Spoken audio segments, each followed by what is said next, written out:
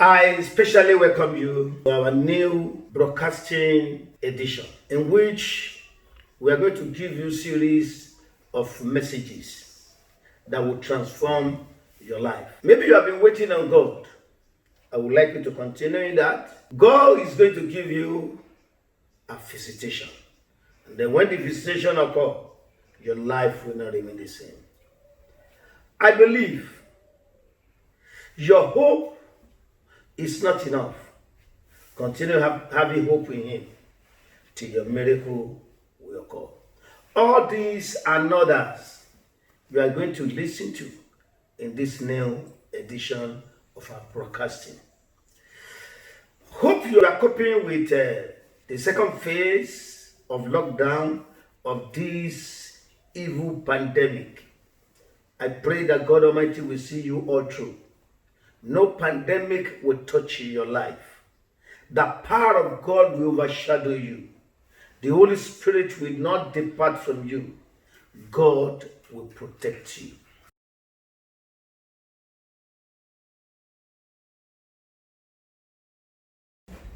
Good day, everyone. I welcome you to this wonderful message today, and I want to thank God for the privilege given to me. My name is Pastor Femi Awola of HGM International, Lagos, Nigeria. We are going to the Word of God this morning. But before we proceed, shall we pray? Father, in Jesus' name, Heavenly Father, I want to worship you for this time you are giving to me, the speaker of the word, and my viewers. Thank you, God, in Jesus' name. We want to thank you for the grace that we have to listen to your word today. Even in this kind of time, that things are very hard in the world. We bless you in the mighty name of Jesus. As we are going to your word, O God, teach me, both the speaker and my viewers, in the mighty name of Jesus. At the end of this message, O God, let all your name be glorified in Jesus' name. For in Jesus' name we pray.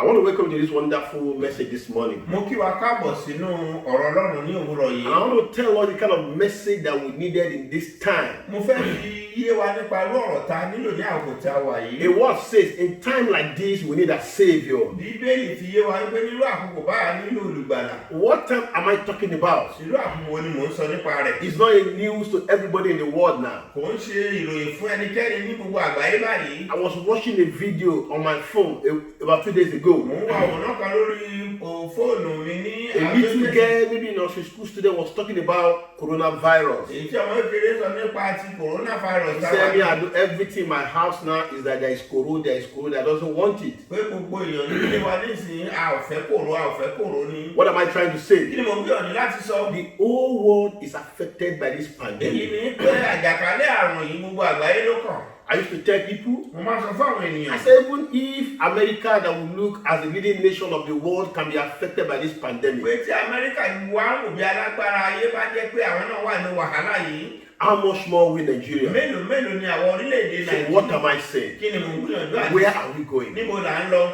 In this kind of time, Nínú àkókò báyìí, it has affected people economically. ó ti bà gbogbo ọrọ̀ ajé jẹ́. A lot of people cannot go to work again. Ọ̀pọ̀lọpọ̀ ò lè lọ ibi iṣẹ́ mọ́. A lot of people cannot eat the way they eat again. Ọ̀pọ̀lọpọ̀ ò lè jẹun bọ́n ṣe A fẹ́. lot of people cannot wear clothes the way they wear again. Ọ̀pọ̀lọpọ̀ ò lè wọrú aṣọ tí wọ́n fẹ́. What do we need? Kí la wá nílò? The time of my message is hope in Christ. Èyí tó dá lé pé àkòrí ọ̀rọ̀ Ọlọ́run mi sọ fún wa nípa ìrètí nínú For Jésù. everything that we are facing, Gbogbo ohun tá à ń dojú kọ, maybe you are tired, bóyá ó tiẹ̀ ti rẹ̀ ọ́, you have gone to the end of the road, ó ti lọ sí òpin ọ̀nà, your family has turned upside down. àwọn ẹbí rẹ ti doríkodò. Don't look at anybody. Má wo ẹnikẹ́ni o. Look to Jesus, Wo Jésù the Kristi, author and the finisher of our faith. olùpilẹ̀ṣẹ̀ àti aláṣepé ìgbàgbọ́ wa. What is hope? Kí ni à ń pè ní ìrètí? Hope is a feeling of expectation and desire for a particular thing to happen. Ìrètí ni pé à ń wo ọ̀nà fún àwọn kankan nínú ayé wa. Hope is what you are looking for. Ìrètí ni tá à ń retí tá à ń wọ̀nà fún. As a family, that there's no food in your house Gẹ́gẹ́ bí ẹbí kò sí oúnjẹ nínú ilé, and there's no where you can get it kò from. wá síbi tó lè mójú There's no money in the account. kò sí owó nínú àpò, There's no money to give you money. kò sí ẹnikẹ́ni tó ń retí láti fún ọ lówó. What are you expecting in that family? Kí ló wá ń retí nínú ẹbí bẹ́ẹ̀? Hope of food. Èyí ní pé ìrètí oúnjẹ. Hallelujah. Hallelujah.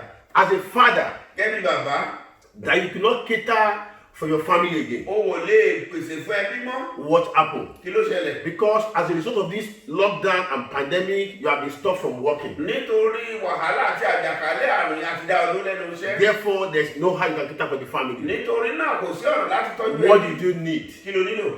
Hope of work. Èyí ní pé ìrètí iṣẹ́. That's why I say hope Ìdí ní mo fi pé is a feeling of expectation ìrètí ní pé ohun tí ènìyàn ń retí. and desire of a particular Àti thing ohun tí a ní ní ọkàn fún. that I want it to happen in my Mo fẹ́ life, kó ṣẹlẹ̀ ní ayé mi. that you want to happen in your Mo life. fẹ́ kó ṣẹlẹ̀ ní ayé rẹ. I believe no man or woman Mo gbàgbọ́ pé kò sí ọkùnrin àbí obìnrin. that will expect battle to happen to him or her. Èyí tí ó retí ibi kó ṣẹlẹ̀ sí òun. Hallelujah. Hallelujah. The strength of a man's hope or desire, Èyí ní pé okun ènìyàn gẹ́gẹ́ bí ọkàn rẹ̀. yes, the strength of hope Èyí ní pé okun ìrètí. is your desire. Òun ni tó nílọ́kàn. Hallelujah. Hallelujah. And I want to assure you this morning, Mo wá fi dá olójú lówùúrọ̀ yìí. biblically, Nípa ti Bíbélì. hope is a confident expectation Èyí ní pé ìgbàgbọ́ jẹ́ ìgboyà ohun tí ènìyàn ń retí. of what God has promised you. Ohun tí Ọlọ́run ti ṣe ìlérí fún ọ. He said, none of my word will go without being accounted for. Ó sọ pé kò sí kíkiri náà ọ̀rọ̀ tó tẹnu mi jáde tí ó jẹ́ pé yóò padà láì There jẹ́ is náà. difference between your own strength of hope and the strength of God. Èyí ní pé ìyàtọ̀ wà láàárín okun ìrètí rẹ àti okun ti Olódùmarè. I want to buttress my point. Láti mú kí ọ̀rọ̀ mi Join me jẹ́. to look of Psalm 46, Ẹ jẹ́ ká wo ìwé olórin Dáfídì ẹ̀rìndínláàádọ́ta verses 1 to 5. ẹsẹ̀ ìkíní dé I'm ìkarùn-ún. going to take it here. N ó kà á. It says, Ó sọ báyìí. in any situation that you find yourself, Pé ní gbogbo tó bá bá ara rẹ. God is our refuge Èyí ni Ọlọ́run ní ààbò wa and strength, àti okun wa. a very help in trouble. Ẹni tí ó jẹ́ olùrànlọ́wọ́ ní ìgbà That ìbọn. is verse 1 now. Èyí ni ẹsẹ̀ ìkíní. I want you to go with me now. Máa tẹ̀lé mi lọ.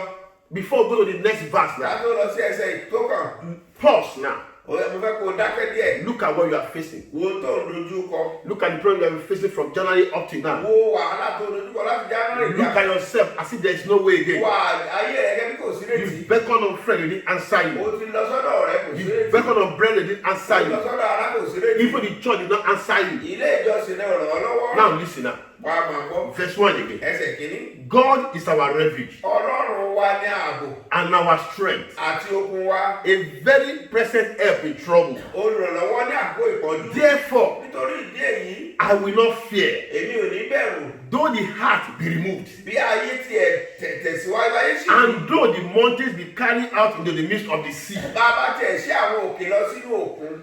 though the waters thereof round Bí àwọn omi náà bá rú and troubled, tó tún rú sókè. though the mountains shall shake with the swelling thereof. Bá a tiẹ̀ ti ń mi òkè gẹ́gẹ́ bí wàhálà ti ń dé. Brethren, I believe you can listen very well. Arákùnrin arábìnrin. I told us the strength of God's hope is the promises God has given unto us. Mo sọ fún wa wípé àwọn ìrètí okun Ọlọ́run ni àwọn tá à ń dúró dè. And I just pause now Mo wá dákẹ́ díẹ̀. so that you can hear what we are saying now. Ká lè mọ tá à ń sọ. Verse 4. Ẹsẹ̀ kẹrin. There is a river, Omi kan bẹ. the stream whereof shall make glad in the city of God. Èyí ni ibi omi tí ó tẹ wa lọ́rùn nínú àgbàrá The Ọlọ́run. only place of tabernacle of the Most High. Ẹni tó jẹ́ bí tabernacle Ọlọ́run. God in the midst of her, he shall not be moved. Èyí tí a ò lè ṣí ní. God shall help her Ọlọ́run yóò ràn án lọ́wọ́. and the right early. Ní ìgbà náà. What are we saying now? Kí ló ń gbìyànjú àti sọ? In times of trouble, Ní àkókò wàhálà. call unto Jesus Christ. Pé Jésù.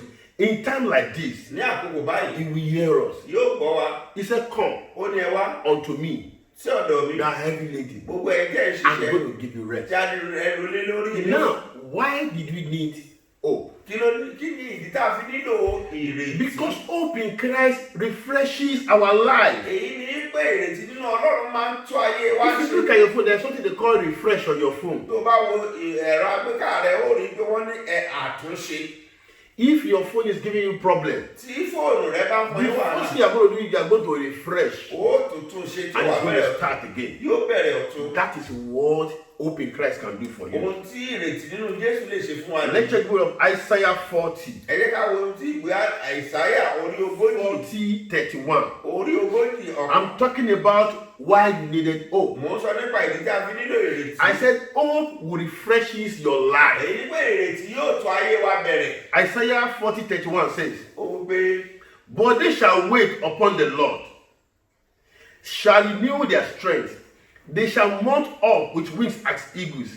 They shall run and shall not be weary, and they shall walk and not faint. Hallelujah. hallelujah. I just told you Mo sọ fún wa. that the hope in Christ is going to strengthen you, it's going to refresh your life. Èyí ni pé ìrètí náà Ọlọ́run yóò tún ayé I think I want to just read there. Ẹ wo tí a kà yìí. He said, if you can give everything unto Tó God, bá lè fún gbogbo lé Ọlọ́run if you lọ́wọ́. can cleave everything unto Tó Christ, bá gbogbo lé Jésù he lọ́wọ́. said it's going to renew your Ó strength. ní yóò tún agbára rẹ̀. Where there's no way you're going to get job, Ohun tó lè rí. where there's no food, you're going to get Ó food. sì fi tó kù. Where there's no hope, you're going to get hope. Tí o bá sílẹ̀ tí ó lè retí. I don't know what you're facing today. Mi ò mọ ohun tó ń dojúkọ. I don't know what you're facing in your Mi family. ò mọ ohun tó ń dojúkọ. I don't know what the effect of the pandemic has brought to your Mi ò family. mọ ohun tí àjàkálẹ̀ àrùn ti gbé wá sínú ẹbí Maybe rẹ̀. you thought of committing suicide. Bóyá o tẹ̀ tí ronú àti If you read gbẹ̀yìn the news today, tó bá ka a ìròyìn. lot of able men they commit suicide. Àìmọye àwọn alára A lot of able men they commit suicide. àìmọye àwọn tí wọ́n ti What gbẹ̀yìn. this is what they lack in their Ohun life. tí wọ́n They padà lack the hope of Christ. nínú Jésù They ni never knew the hope of Christ will refresh their life again. ìrètí Ọlọ́run nínú ayé wọn yóò When we say refresh, it's going to renew your life again. yóò sọ agbára And if you can read further,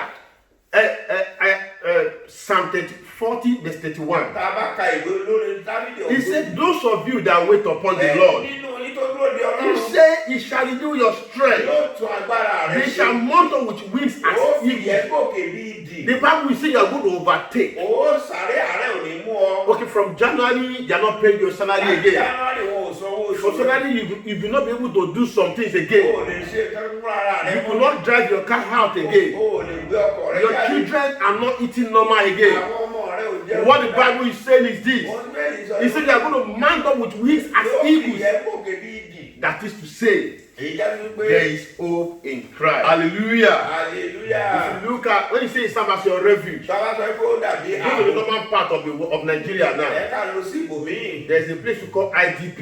Ibì kan gbogbo àti a máa sọ pé Those that the Boko Haram àwọn have múlẹ̀ displaced. dé àwọn tí a ti lé ní. Jesus is your IDP. Jésù ní ibi ìsádi He rẹ̀. is your hope. Ó ní ìrètí And rẹ̀. I pray this morning, Mo gbàdúrà lóòrọ̀ yìí. under any circumstances that you find yourself, Ní ipòkípò tó bá bá ara rẹ̀. under every level that you needed to Ní now, ìpele kípele tó bá I ara pray rẹ̀. that Jesus Christ, Jésù wa. the author and finisher of our faith, Olùpilẹ̀ ṣàfàlà ṣe pé is ìgbàgbọ́ going to refresh your yóò life. tún ayé rẹ̀ sọ ní It's going to refresh your business. yóò tún It's iṣẹ́ going to rẹ̀ ṣe refresh your family. yóò tún ẹbí rẹ̀ ṣe In Jesus' ní name, orúkọ Jésù. shall we pray. Ẹ jẹ́ á gbàdúrà. Heavenly Father, I want to worship you for this time.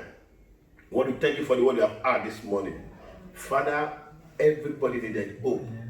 You are the mighty God in battle. We pray that you give us hope in Jesus' name. In our businesses, let there be hope. In our family, let there be hope.